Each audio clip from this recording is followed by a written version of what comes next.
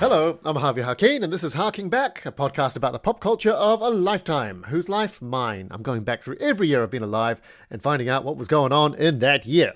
This week we're looking at 2017. I was 35. At 35, when you're in your mid-30s, not only did children see you as pretty much on your deathbed, but now also you're getting that kind of feeling from people in their 20s. They can spot you. They can see you. They feel your presence. Like, you at 35, you might still be going to some of the places you used to go to when you were in your 20s. Like, especially, like, you know, you catch up with a friend, like, oh, let's go to that pub or bar that we always used to go to in our 20s when we used to see each other all the time. And you'll go there when you're 35, and it's still filled with people in their 20s, and they will look at you like they've seen you pickpocket someone. And you know, they just give you this kind of cautious and suspicious eye, and it burns. They know how old you are. They know. Anyway, that was what I was like at 35. I could tell. Paranoid much? I had a really fun time in 2017. I looked back at the stuff I was doing, and apart from the Card Ninja shows and the stand-up, I did a bit of collaborations on things, and it was so much fun working with people. I directed a show for the Edinburgh Fringe, for the Cagouls, who are some dear friends, and they were silent mimes, and just directing their sketches and their bits. It was so much fun to do that, and just work with them on that, and they ended up winning the Amused Moose Best Show Award at the Fringe that year, and I was so happy for them, but also I was really pissed off because the Amused Moose Best Show Award at Edinburgh Fringe, I think the prize is £5,000 or £2,000. Anyway, there was a cash prize, and this was the first year that they took that cash prize away. Because, just quietly, I was happy to work with them, but had they won £5,000, I think they might have gone, hey Harv, here's some for you. You know, I admit it. I did it all for the money, and I didn't get any, so it's useless, artistically void and vapid. So I hadn't directed before, and I like directing. It's very fun. Just especially little things in comedy where I tell them to do something until like, okay, you're going to do this until an audience member does this. And they'd be like, well, what if they don't do that? I was like, they will. I promise you. Trust me. And they did. And I felt validated. And I went, yeah, fucking told you so. Now give me some of your non-existent cash prize. And also Gary Tro and myself, my good friend, we came up and wrote Marvelous, which was a Marvel-based sketch show. Basically, it was called Marvelous, all the Marvel movies, kind of. And we just reverse engineered this. The year before, 2016, we were there flyering for our solo shows where, you know, not many people were coming. And we just saw this big line around the corner for this other show. And Gary was like, I'm going to go ask what show that is, because we didn't know what show it was. And he went up to a guy and he goes, what show is this? And the guy said, it's a Doctor Who show. And he said, but who's putting it on? And the guy said, I don't care, it's Doctor Who. And Gary and I just came back and we were like, that's what we need. We need something that's incredible. Do a comedy show about an incredibly popular franchise that no one's doing. All right, we'll think about it. Anyway, let's go watch this Marvel movie while we think about it. And then we thought, like, Marvel movies, is anyone doing that? And we were sure it would have been done, and it wasn't being done. We were shocked. Like, we came up with this idea of like, yeah, we'll do all the Marvel movies in one show, like little sketches for each movie, and a bit like, you know, when you see all the Shakespeares in one show, and it's a comedy show like that. And we were sure that someone would have done it. No one did. We went on, and we were on at lunchtime at the City Caf that year, and we didn't have the flyer. We were blown away. Like, we turn up, and midday is early for a Fringe show, so you've got to be out there flyering early. I think we did 2 days of flyering and then realized, like, this show's going to sell out either way each time. And it did. And we had so much fun doing it. And also so much fun writing it. Because writing solo is normally such a drag. It can be a real, like, test of your discipline and will and grit.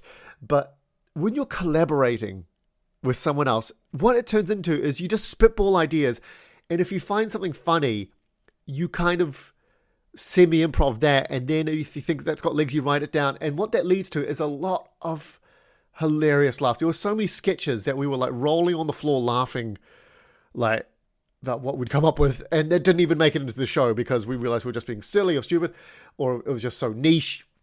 Anyway, it was just so much fun because for years, since I used to be with an improv troupe in New Zealand, and for 7 years I'd just be working solo, and I'd forgotten how much fun it is to work with other people. So do it. Oh my god! Also in Edinburgh that year, I did a show called The Immigrant Diaries, run by a fantastic comedian called Sajila Kershi, and it was just, she said, look, it's not really a comedy show. It's just people coming on the show who are immigrants and just telling a story about being an immigrant, whether it's your story getting somewhere or integrating or whatever. And I said, okay. And I told the story of doing Card Ninja in New Zealand and winning an award for it, and my parents coming along to it, fun. And during the middle of the story, I don't know what clearly I'm carrying so much pent-up shit because I just started crying on stage. I just got to a bit where I just started talking about my parents, and I just started crying, talking about my parents and my relationship with them and how I hadn't invited them to the very first time I did a full hour because I didn't think they understood. And the audience were just like, ah! And Annie was watching and she was like, ah! And afterwards, normally what you do is you fly for your own show after you've done a spot at Edinburgh. So I was there, like, as the audience leaving, handing out flyers, and so many of them gave me hugs and were just like, are you all right? And I was like, yeah, I'm fine. Clearly not.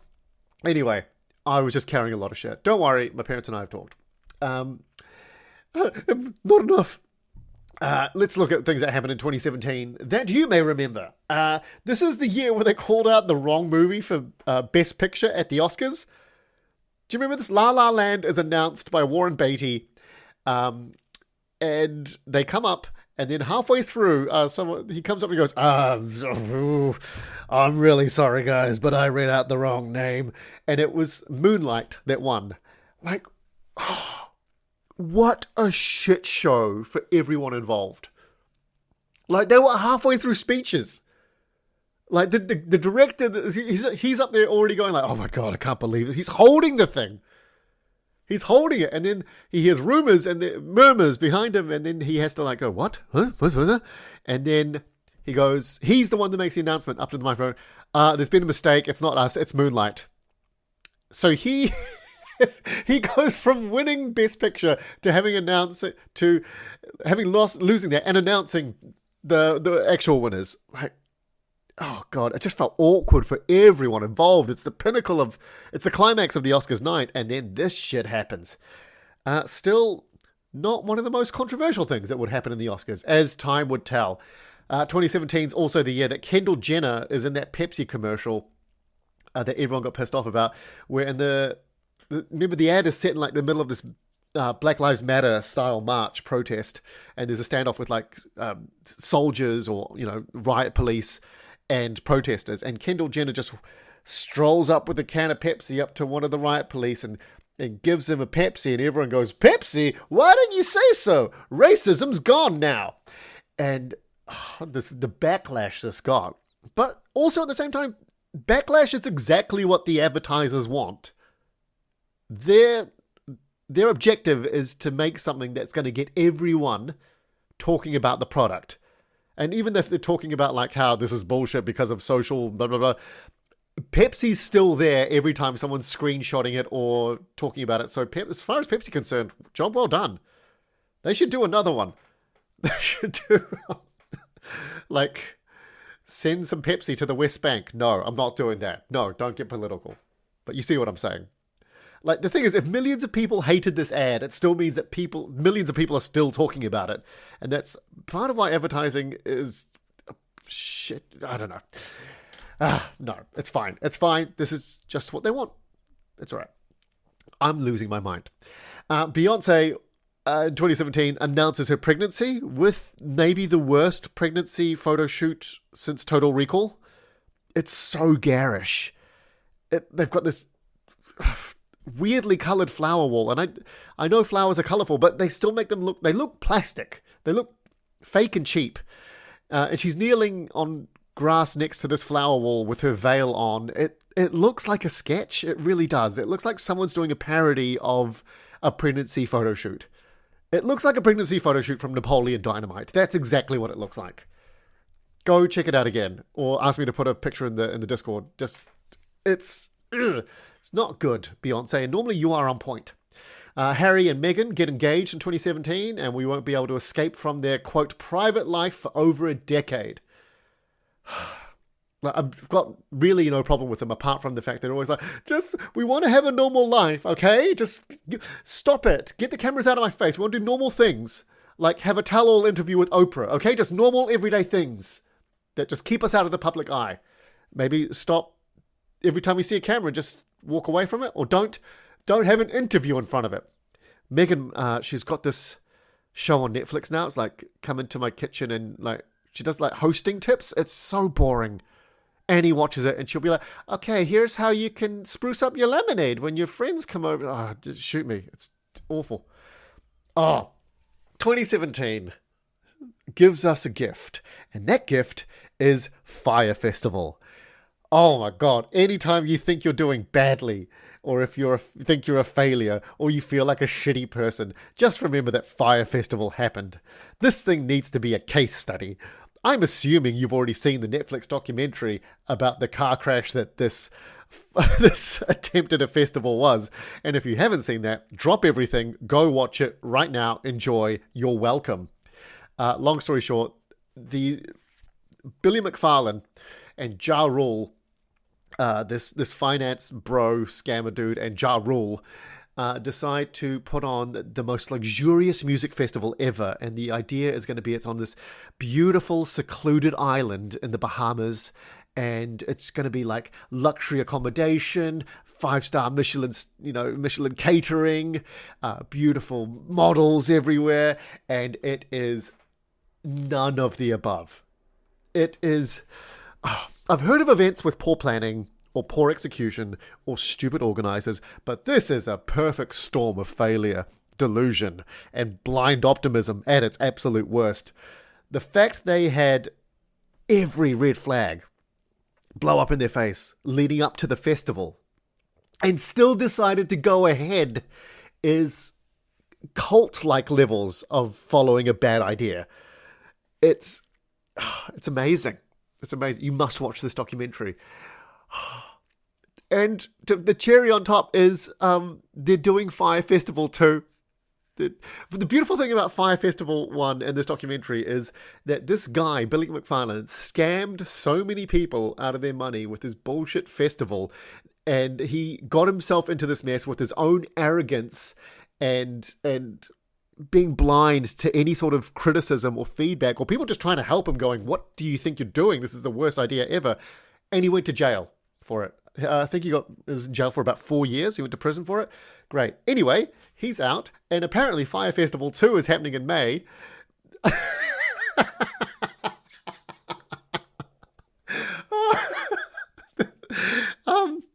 And the latest I've heard about Fire Festival 2 is some of the luxurious hotels that they have said they've got partnerships with for this festival. They've released a statement saying, this is news to us. We've not heard anything about this. It's like an island off the coast of Mexico.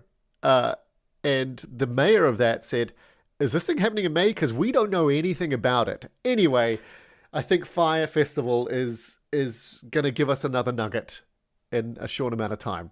I can't wait. Stay tuned. Let's have a look at the songs that came out. The songs that came out in 2017. There's one song. I don't know many of these songs because I'm old at this point. But the song by Taylor Swift, Look What You Made Me Do, by Taylor Swift comes out. You know that, look what you made me do. I know that song well because my daughter sings this a lot. And there's something quite amusing about a song that's meant to clearly sound a bit intimidating, but sung by a 7-year-old. Like, what kind of threats would a 7-year-old do for you? Like, I'll vomit in the lounge. She has. Let's look at the top 5 songs. Sorry, the song section is going to be quite short because I realized that music, when I was doing this podcast, during like the 80s and the 90s, and even some of the early 2000s, I was like, yeah, I loved music then. And then I didn't realize, this segment's going to carry on to this thing. Oh shit, you know what I forgot? I forgot to research Times Person of the Year. What I'm going to do is at the end of this podcast, because, I don't edit this, it just goes out live. I just start talking, as you can tell, and just keep going until I hit stop. Really, Harv, we hadn't noticed. They all sound so well edited and crisp and clear and concise. I'm going to have a guess at who the Person of the Year was for 2017, and then I'm going to look at it live. This is the only time I'm going to look things up, because I said I'm going to include that section every time, and god damn it, I will, even though I hate it. Right, let's look at the top 5 songs that came out in 2017. At number 5 is Something Just Like This by the Chainsmokers and Coldplay. This song you'd absolutely hear at a daytime festival in the background, or on an ad for a new phone where they do that really stylized close-up of the phone spinning and stuff. It's very much an advertising song. Number 4 is Humble by Kendrick Lamar. I don't know Kendrick Lamar at all. Is he in feuds with people? I think I've heard that name around places. Is this the guy that's against Drake? I don't know. That's my stab at it. Anyway, I had to look the song up. Humble the music video starts with Kendrick Lamar dressed as the Pope, which is either genius or incredibly stupid. I can't tell. I don't know enough about Kendrick Lamar to go, is he doing this beautiful kind of like Inception style level of humbleness of like how the Pope is the most humble person in the world, yet the irony of himself dressing up as the Pope? Or is he just going like, I want to look cool? I'm hoping it's the former. Anyway, and also in the music video, there's a bit where he recreates the Last Supper and he's put himself as Jesus. So maybe it's the latter. I don't know. I like it though. I don't know any Kendrick Lamar songs. I heard it. It's got a lot of personality. That's what I can tell. I can tell that this guy, feelings went into this song. And I know that sounds ridiculous, but it's in 2017. Songs that clearly have feelings that inspired these songs are few and far between. And I did like it. And I'm not a huge fan of hip hop. Of 2010s hip hop. Anyway, I like My House of Pain and Snow. At number 3, That's What I Like by Bruno Mars. I like Bruno Mars. This is definitely not my favorite. It's very generic. It almost feels like if you asked ChatGPT to write you a Bruno Mars song. By the way, if you've not seen it, this performance of Bruno Mars, he did a live performance for one of the X Factor shows in the UK. I can't remember which year. And in the middle of it, a lot of people had done these guest spots before, big stars, and they really come in and just phone it in. Because it's the X Factor. It's a shitty reality TV show. They come on there and they're like, I'm doing you a favor. And they phone it in. Not Bruno Mars and his band. Guy gave 110. Guy looked like he was performing for, like, an entire nation. Like, there's a bit in the middle of it where he's, they do this, like, kind of vamp with the band. Then, like, dum, dum, dum, dum. And he goes, I'm about to break it down. And he goes, do you want to see my James Brown? And the band's going, yeah. Do you want to see my James Brown? Yeah. Do you want to see my James Brown? Yeah. Break it down. And then he just does this James Brown dance. And everyone in the crowd goes apeshit because it's just so surprising. Everyone's like, is he going to do like a James Brown scream or something? But he does the exact James Brown dance. And it's so cool. I mean, I was watching X Factor just go, this is the coolest thing that has ever happened on X Factor. I will try to put the link in the Discord if anyone reminds me. Number 2 is Despacito by Luis Fonsi and Daddy Yankee feat Justin Bieber. This became a global phenomenon. I'm sure you remember it. I'm kind of surprised it's at number 2 and not number 1. I don't know what it is about this song. I mean, it's great. It's a banging song. It's catchy. I love that, another song has gone globally huge after like something like Gangnam Style. So, songs in other languages that go huge around the world, I'm a big fan of. But I don't know what it is about this particular song, because Latinos have been producing reggaeton music for decades. Like, I remember the first time I heard Daddy Yankee, his song Gasolina, the one that was like, Me encanta la gasolina, dame más gasolina. It's like basically saying, I love gasoline, give me more gasoline. And the music video has girls pouring gasoline on each other. And I was about like 11 or something. I was like, I see what you're doing there, Daddy Yankee. Yeah. Gasoline is cum. I see what you've done there. That's very clever. Well done, you. That song is still huge. At number 1 is Shape of You by Ed Sheeran. God damn, this is a catchy motherfucking song. And he puts it on all the time. And it's one of those ones where It's the rare song where I'm like, oh God, I've heard this so many times. But each time I'm like, no, just keep playing it. It's so good. God damn you, Ed Sheeran, you absolute bloody... He just shit hits. He just shits hits, you know? He's just got it. Hit after hit after hit. Ed Sheeran. I love that he's like a busker and now he's one of the most famous musicians in the world. And he did his own music. Love it. Go Ed Sheeran. He's got a tattoo of ketchup, I think, on him because he's like, I like ketchup. And so, you know, sometimes you do put all your points in music. I mean, I look back at this list of songs when I'm doing the research for this podcast, and like I look at 2017, I see the top 5, and then I go through the rest of the ones that didn't make it in the top 5 to see if there's any other songs that I'm like, oh, I quite like this, I could talk about that. And I know about 3 of them, and chances are I might recognize some of them if I heard them, but if I look at all these titles, I just feel so out of touch. One thing you do notice about this is there is a real lack of bands around this time and leading into today. Like, they just all tend to be solo artists. There's no like the Cranberries or the Red Hot Chili Peppers, you know? There's no the Beatles, the Monkees. There's no bands. And I noticed this because I heard a video the other day of Richard Osman talking about this, about the lack of bands. And one of the big reasons is that one person in their room with technology, with a laptop, can just make a band on their own. And then you've only got one person to split the money. It's a lot easier wrangling one person than a whole band. They famously tend to break up when 2 of them can't get on. But that seems to be a bit of a... Are we losing bands? Are bands dead? Please don't say they are, because bands are awesome. Well, yeah, my hot take. Bands are awesome, guys. I'd hate to see them go. Also, the bees. Thanks for coming to my podcast for my truth bombs. Let's move into games. I'm tired, okay? Just leave me alone. Games in 2017. The huge thing that happens in gaming in 2017 is the Nintendo Switch launches. I mean, after the disaster that was the Wii U, a console so forgettable, I think I didn't even mention it in my 2012 episode. I don't remember. Also, I really think it bombed the Wii U because of marketing. And you're Nintendo. This is like the 5th console you've brought out. How do you fuck this up now?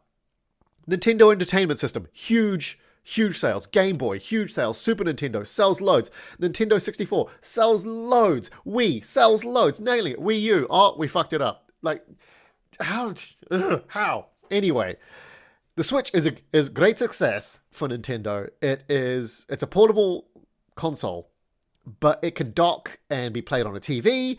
The 2 side pieces can disconnect and become too many controllers. This thing's a chameleon. It was codenamed NX during its development, and it is the fastest selling console in history at its time. I don't know if it's been overtaken by something, but at the time, it was the highest selling console in history. It sold 2.74 million units in its first year. No, was I about to say year? In its first month. In its first month, it sells 2.74 million units, despite only having about 10 games at launch. And let's face it, everyone was only playing 3 of them. It's a strong console. Like it's still really popular these days. Almost 10 years later, over a decade later, almost a decade later, it's still going strong. And that's amazing for any console. Especially, something coming out in 2017. Like when you're just like, oh, what PlayStation are we up to? What Xbox are we up to? Sorry, Xbox, you've lost the race. Just thank you for your service. I had an Xbox 360, loved it. But since then, it's kind of gone downhill. Big games that come out this year. Breath of the Wild, which is on Switch. That is the number 1 game everyone's playing on Switch. I've never played it, but by all accounts, it is amazing. It's incredible. Cuphead comes out and makes you hate... as a flow-on effect of making you hate old-timey Disney cartoons. Super Mario Odyssey comes out. PUBG comes out. Hollow Knight comes out this year. Mass Effect Andromeda. I am so sorry, Mass Effect fans. I am so sorry. I loved the first game. Didn't carry on with the franchise, but I know there's a lot of fans out there. And Andromeda was a huge letdown. However, the day 1 bugs were hilarious. Watch that for a compilation if you want to kill half an hour. Battlefront 2 comes out this year, Star Wars game. And everyone rallies against this game. This is quite interesting because Battlefront 2 comes out and the game is going to have loot boxes. And basically what that is loot boxes are these things you can buy, and inside you might get things like better stuff for the game, like better characters, better weapons, essentially things that can help you win in the game, what they call pay to play. And if there's one thing gamers hate, it's pay to play. Who would make a game with pay to play? Electronic Arts, EA. Story checks out, pricks. However, there's so much voice and noise and pushback in the community that they recall the loot boxes. Some people are even like getting into the talk of lawsuits and how these loot boxes are actually gambling because you're paying real money for the prospect of winning something. And they eventually overturn this and they take the loot boxes out. This is the first time I can recall that a community coming together and having the backlash actually cause change. You know how before when I was talking about Pepsi and like how advertisers don't give a shit about backlash? Advertisers might not, but people bringing out a video game might. Some people are already going like, no, there's still kind of the same thing. You're being a bit of a hypocrite. Maybe I am. But in this case, the backlash worked. All right? The backlash of the Kendall Jenner ad, like, did we see Pepsi sales plummet? Are they really struggling? Are they doing badly? No, they're still going. Game of the year for me. It probably would have been Breath of the Wild, I guess, but I hadn't played it. It's Horizon Zero Dawn. I can't remember the last time I was hooked on a game because of its story. Horizon Zero Dawn is set hundreds of years into the future, maybe thousands, I don't know, where humanity as we know it has fallen. We've failed, and humans have kind of reset and are now at the stage where they're forming like tribes and cities, but they've still got relics from our last days, including like robotic animals roaming around everywhere, random bits of technology people are finding and not knowing what it is. So it's clear that humanity fell and these guys started over, but the big mystery is like, what exactly happened and how did it happen? You know, it's just about bridging this gap between what we know our world is now and this future. And it's so goddamn compelling that I found myself racing through the last quarter of the game to find out what the story was. I've got some gripes about this game. It was a bit grindy and repetitive in places, but it's the story that kept me playing. And once you realize the story, you know, this mystery, and it's very satisfying. It's like, wow, it's quite good. It's chunky. It's meaty. You can really sink your teeth into it. I didn't feel like I wanted to replay it at all, or when the sequel came out, I didn't want to play that because I was like, well, I've already got the missing link that I wanted. The story for me was truly better than the game, but that's my game of the year for 2017. It's not my favorite game, one of my favorite stories, definitely, but if I'm honest, it's mainly because I didn't really play that much else that came out in 2017. Still, it was a good game. Fun. Let's look at movies. Movies in 2017. Wow, what a year for movies. I can talk. Things like Coco come out. If you, I took my niece and nephew to go see Coco at the movies, and we suddenly got outnumbered because one started crying and the other one had to go to the toilet, and I was like, oh shit, what do I do? And also I said, because this is part of our super fun day, and I took them to the food court and said, "You're McDonald's," and they went, "Yeah." And then my nephew went, "Can I get sushi instead of McDonald's?" And I was like, what is this generation? What is going on? Back to movies. There is a trio of delectable MCU movies this year. You get Guardians of the Galaxy Volume 2. You get Spider-Man Homecoming. You get Thor Ragnarok. This was when the MCU was just firing on all cylinders. They were riding so high. I love how they fixed Thor in Thor Ragnarok. Like, Thor went from being one of those characters like, oh, he's just kind of there, all right? He's no one like the Dark World. And then Ragnarok comes out and becomes a lot of people's favorite MCU movie.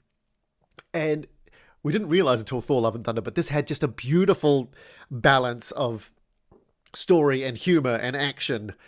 Oh, it was an absolute joy to watch this in a cinema. I wish I could watch it again. I laughed my ass off in this.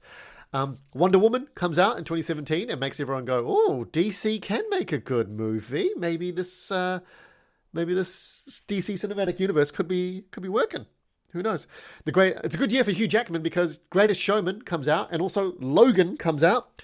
I know a lot of people love Logan, the movie where Wolverine's all old and everything.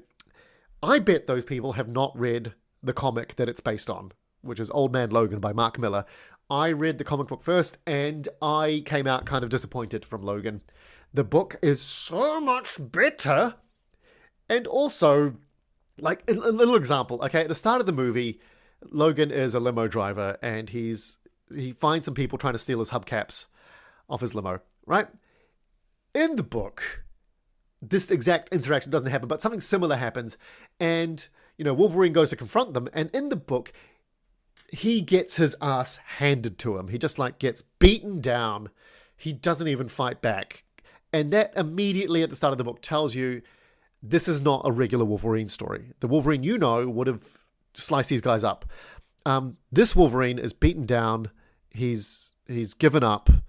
What has happened? And that immediately sets you on this course of intrigue of what's happened to him. Who is this guy? He's not the guy I know. I must find out what happened. In the movie, Wolverine confronts these guys and cuts one of their hands off and beats the crap out of them. Yes, they get a couple of licks in, but it's standard. This is the same as every other Wolverine movie. He confronted some people and he won. Then the crux of the movie is, X-23, this young girl with these powers. We've got to protect her. All right, we've got to protect her. From what? Go back and watch it.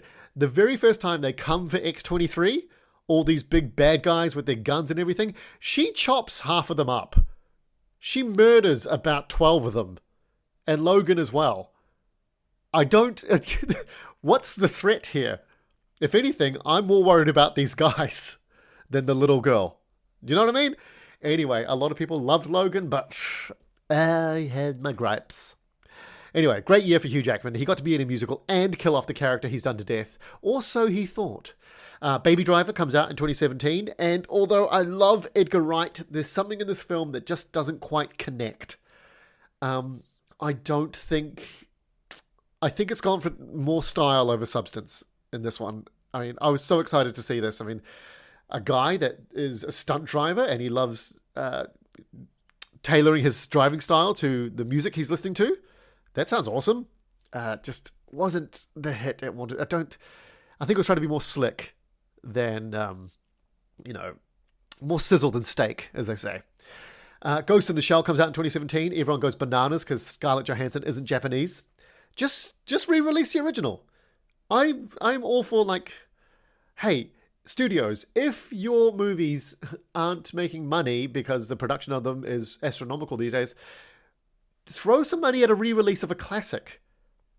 These things like Ghost in the Shell, Akira, other awesome movies from the past. Just put them on at an IMAX or do it like the 30th anniversary release of blah. They do this with the Star Wars movies. People go watch them. You've already made the movie. You're saving so much fucking money. Anyway, I don't. Who cares for the remakes? If people loved the original, they're probably not going to love the remake. More on that later. Power Rangers comes out. The movie, the reboot movie, came and went. Blade Runner 2049. Let me get that right. Blade Runner 2049 comes out. I'm a sucker for strong settings. It's a beautiful movie. The color palette, the cinematography, the sets. Oh, it's beautiful. And it's a lovely, beautiful movie to watch, but you just kind of keep nudging it like a toddler that's making you late. You just keep going like, come on, keep moving. You can do it. Come on. I loved it, but it's so slow. And I think the slowness actually took me out of it for a bit. In 2017, the Emoji Movie comes out. And this really shows that Hollywood can and will make any old piece of shit. Imagine writing a script and submitting it and pitching it to a studio and they go, no, because of we don't think there's enough character development or something. And then turning around and seeing them make the Emoji Movie. What a kick in the nuts. I hope the review for this movie was just simply the poop emoji, which features in the movie and is tragically voiced by Patrick Stewart. Patrick Stewart, you were Professor X and Captain Picard. Have some dignity, man. All right, let's look at the top 5 movies of the year. At number 5 is Jumanji, Welcome to the Jungle. Didn't watch it, but it's apparently really fun and good. They made a sequel, right? At number 4, Despicable Me 3. They all start becoming homogenized to me after Despicable Me 1. What is wrong with my voice today? I don't know what's going on. I've not had anything to drink. I'm completely sober. I'm just going to do my exercises here to enunciate, okay? I'm going to slow down and enunciate. You deserve that. You deserve better from me, and I'm going to try and give it to you. Despicable Me 3, all those ones become homogenized in my mind after Despicable Me 1. Because the first one was great, and the rest are just, this is the problem. You get a great story, and then people go, well, could you give us more? And once a great story is over, it's hard to kind of pick it up again. Sequels, this is why sequels are notoriously worse than originals. There are some exceptions, like Terminator 2 and Aliens, but that changes genre. Anyway, I've talked about that. Speaking of sequels that no one wanted, at number 3, The Fate of the Furious. And we were all thinking, surely this will be the last in the franchise, right? They can't just keep making these forever, right? They're not going to have them drive into space at some point, are they? They're not going to keep making these a decade later. Please, put this to rest. Nope. The Fate of the Furious carries on. Number 2 is Beauty and the Beast. Again, you're never going to beat the original. The original was magical. It's timeless. It's the definition of a classic. My mum loved that movie, and you leave it the hell alone. I don't care how captivating Emma Watson is. Also, the servants that are turned into objects in this movie look more haunted than enchanted. Right? What is this craze for live action Disney remakes? I mean, I think it's because it started with The Jungle Book, and they made shitloads of money. They made shitloads of movie and money, and they're still going. I mean, the most pointless one was The Lion King. Join us. You've seen the original animated. Now, the live-action CGI... makes no sense. So that was number 2. And at number 1 is Star Wars The Last Jedi. Look, there are thousands of hours of video essays on this movie on YouTube, and it's probably the most divisive of all the Star Wars movies. I talked about this with so many people when it came out and since, and I could go on for hours, but the crux of it is they took the character of Luke Skywalker and ruined him. They shat on everything he was beforehand. That's why I don't like this movie. I went to the midnight screening of this with 2 friends, and we walked out after it finished, and everyone...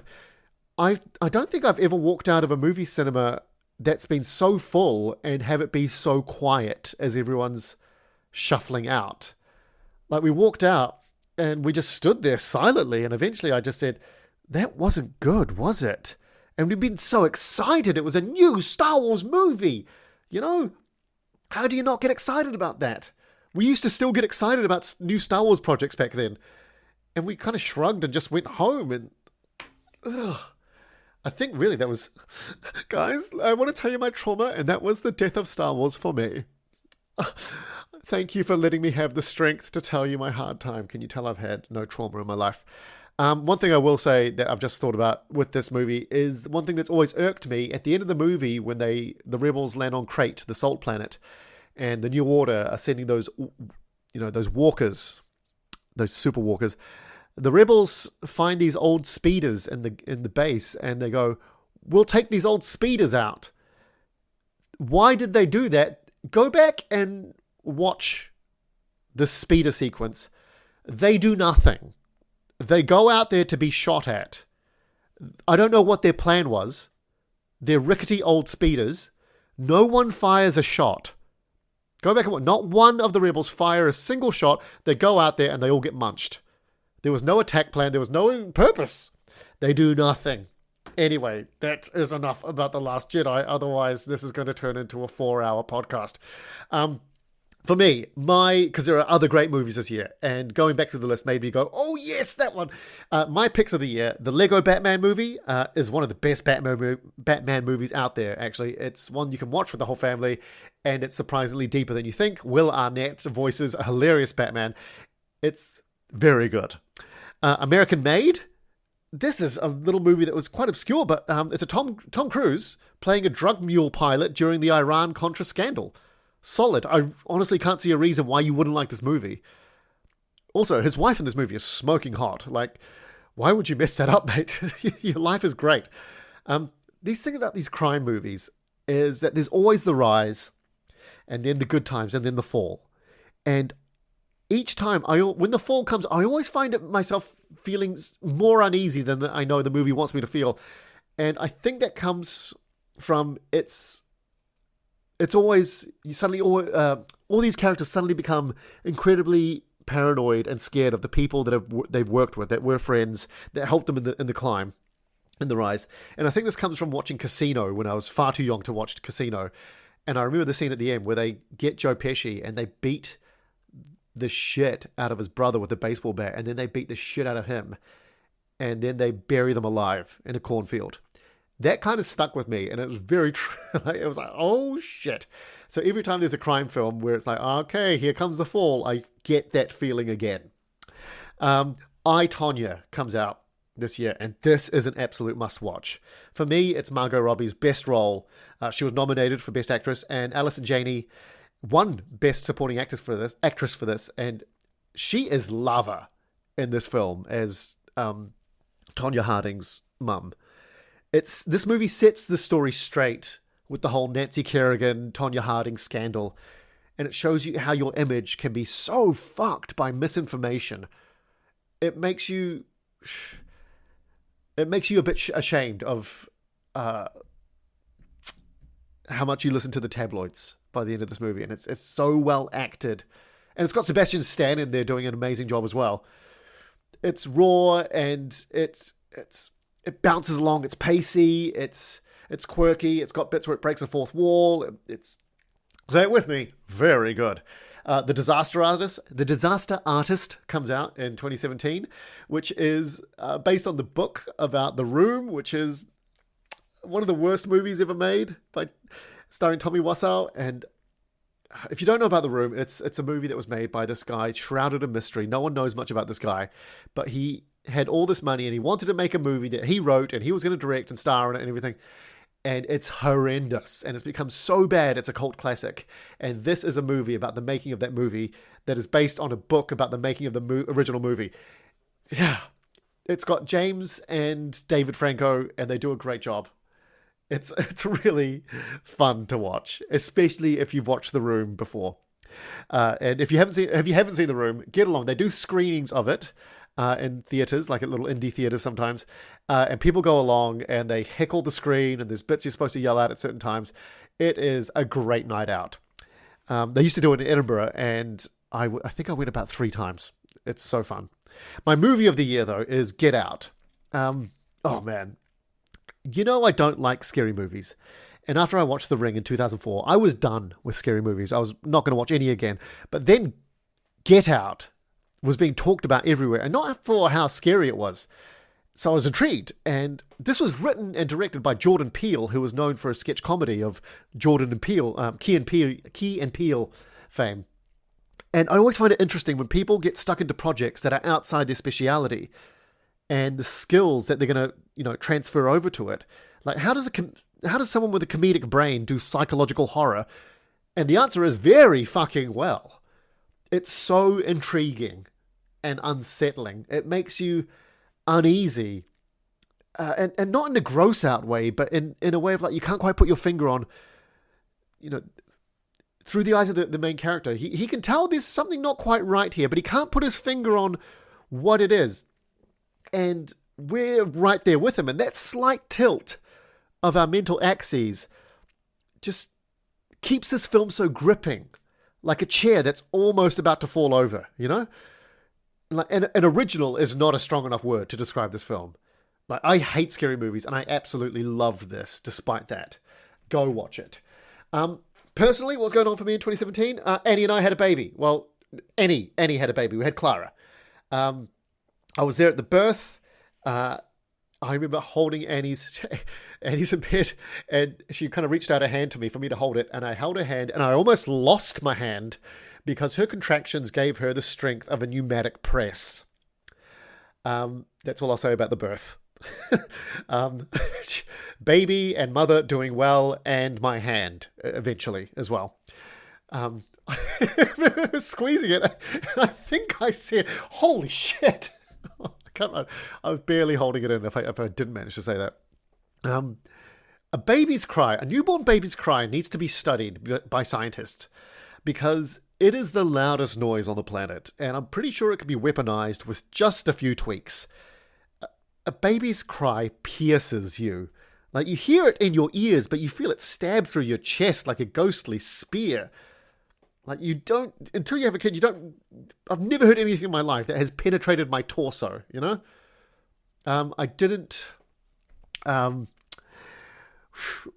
We didn't know what we were going to have. We didn't find out. I always wanted to just kind of have that thing of like where they come out and they go, it's a girl. And so that meant we had to have like girls and boys' names lined up. We didn't have any boys' names lined up. We had 2 girls' names lined up, Clara and one other. I'm told that it's bad luck to tell what the other one was going to be, so I won't tell you. But we had no boys' names. And if you are in the process of about to have a baby and you're thinking about names with your partner, this exercise is just a trip down memory lane of everyone you hate. Because what will happen is, I'm amazed. The reason we had no boys' names and only 2 girls' names is because every name we suggested, the other one would say, "Oh no, I knew someone with that name and I hate her or I hate him," or similar. And you'll be amazed how many people you don't like with pretty much every name you've ever heard. The second you start thinking about pinning a name on a human that you've created, they'll all come out of the woodwork. You'll be like, "Oh, I can't call them this because I can't call them." Oh God, I was trying to think of that magician's name. I couldn't think of his stage name. Anyway, you know what I'm saying. You'll come up with some prick that you hate it. You hate it. The baby came. Clara came a day after my birthday. And since then, I've not had a birthday because I now spend my birthday preparing things for Clara's birthday. But it does make it easy to remember. So that was my year. 2017 for me, actually, I had a blast. Collaborating, having a kid, watching amazing movies, playing Horizon Zero Dawn, and not listening to a lot of songs.